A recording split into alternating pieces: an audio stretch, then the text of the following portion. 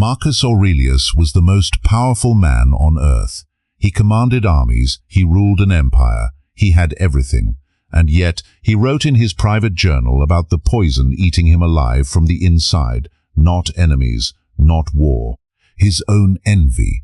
The man who had everything still wanted what others had. What does that tell you about yourself? That question isn't rhetorical.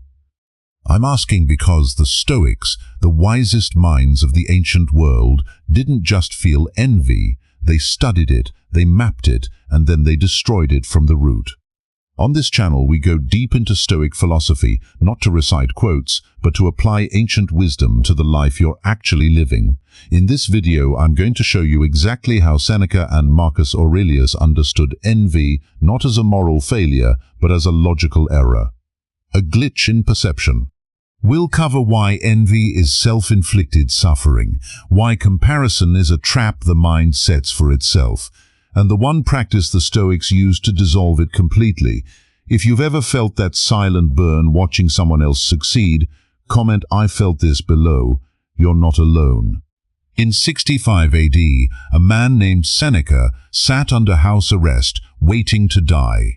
Emperor Nero, his own former student, had ordered his execution. In his final days, Seneca didn't rage. He didn't weep. He wrote. And what he wrote was a letter about envy, about how envy had destroyed more men than any emperor ever could. He wrote, "There is no suffering more bitter, because it comes entirely from yourself." Think about that. No sword, no tyrant, just your own mind turning against you. This is the problem the Stoics saw clearly. Envy is not about the person you envy. It never was. It's a story you tell yourself that their gain is somehow your loss, that if he got the promotion, it proves you didn't deserve it, that if she built the life you wanted, it proves you can't. That logic is completely false. But the emotion doesn't care about logic. Modern psychology calls this social comparison. The Stoics called it something harsher. They called it self-betrayal, because when you envy another person, you're not focused on their life. You're declaring war on your own. You are handing your peace of mind to a stranger and letting them carry it away. And here's what makes it truly dangerous. Envy is invisible. No one admits to it. Anger shows on your face. Grief comes with tears. But envy wears the mask of admiration. You say he's so talented. What you feel is, why not me? You say, good for her. What you feel is, it should have been me. The Stoics were obsessed with self-honesty. And this silent poison was the lie they wanted you to face.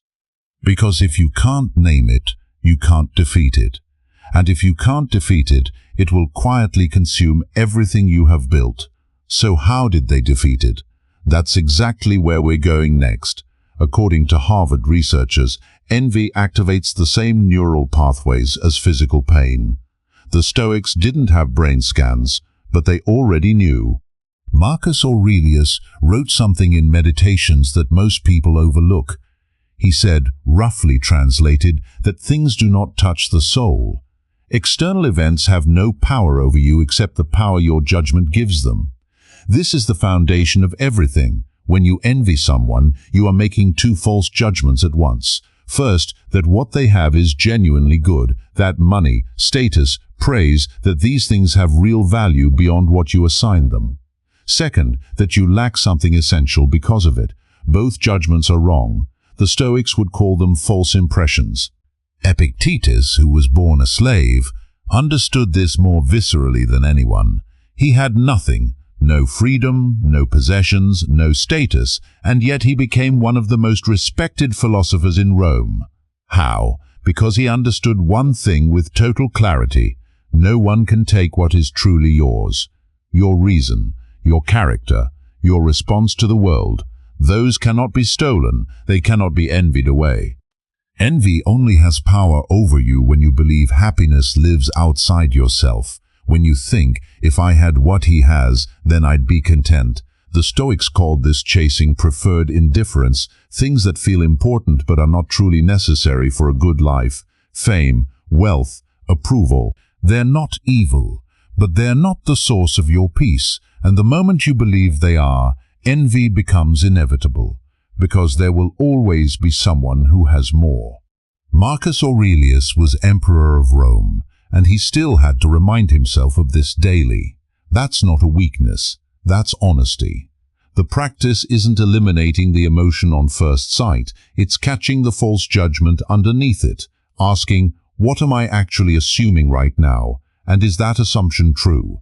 That pause, that one moment of philosophical examination, is where envy begins to die. Here's a question I want you to sit with. When was the last time you felt that quiet burn and told yourself it was something else? Drop it in the comments, not to confess, but to practice the Stoic discipline of naming what's real. And if this is already making you think differently, hit the like button right now. It takes 2 seconds, and it genuinely helps this work reach more people. Earlier I said Seneca called envy self-betrayal. Now let's go deeper into why. Seneca wrote in his letters to Lucilius, near the end of his life, that the envious man is never satisfied with his own circumstances. But notice, he doesn't say the envious man should be satisfied. He says something far more precise. The envious man cannot see his circumstances clearly because he's always measuring them against someone else's. This is the trap. You are not measuring your life against what it is. You are measuring it against what someone else's life looks like from the outside. And that comparison is completely, fundamentally broken because you are comparing your interior, your doubts, your failures, your private struggles to someone else's exterior. Their highlight reel, you see the promotion. You don't see the decade of quiet suffering that preceded it. You see the marriage. You don't see what happens behind closed doors.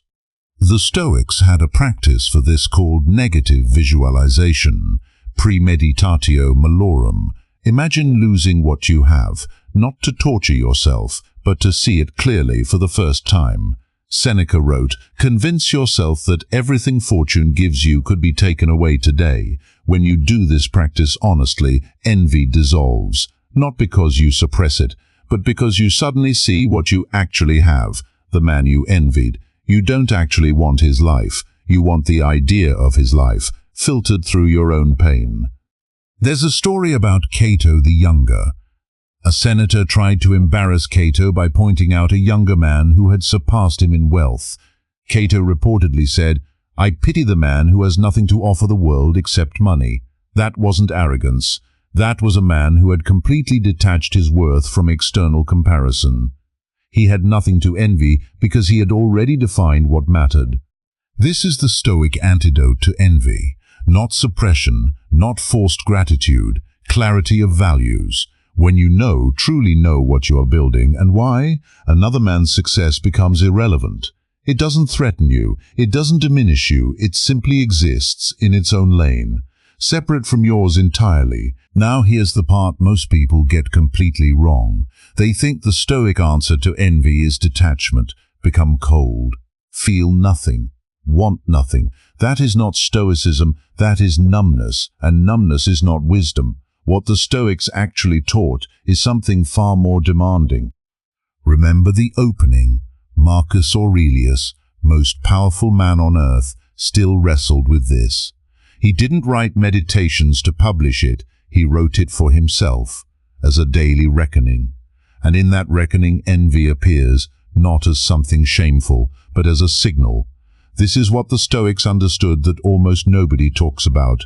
Envy is not just a poison, it is information.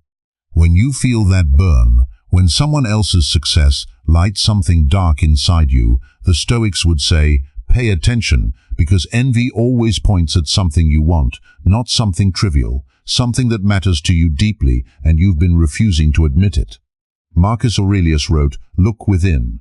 Within is the fountain of good, not outside, not in comparison inside." Envy examined honestly becomes a compass. The man whose wealth you envy, maybe you've been ignoring your own financial ambitions because you're afraid of failing. The woman whose confidence you envy, maybe you've been shrinking yourself to avoid judgment. The Stoic move is not to kill the feeling, it's to ask, what is this telling me about what I've abandoned in myself? That question, asked with honesty, not self-pity, is transformative, because it redirects your gaze from them back to you, where it always should have been. Seneca said it with devastating simplicity: a sword never wounds more deeply than when turned inward. Envy is that sword. You are the one holding it. The Stoic path is not to drop the sword in shame. It's to look at it clearly, understand why you picked it up, and choose to put it down, not because you've suppressed the feeling, but because you've understood it, and understanding dissolves what force cannot.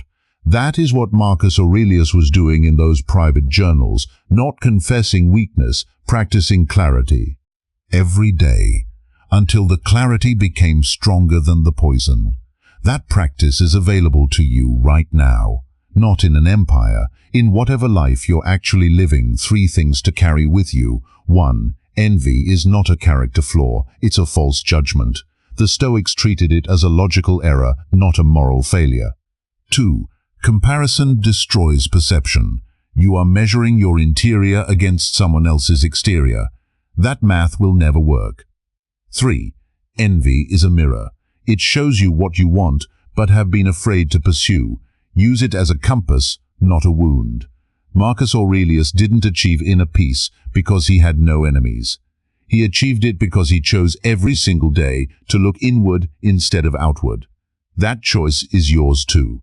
If this video made you think about your own life differently, hit like 2 seconds.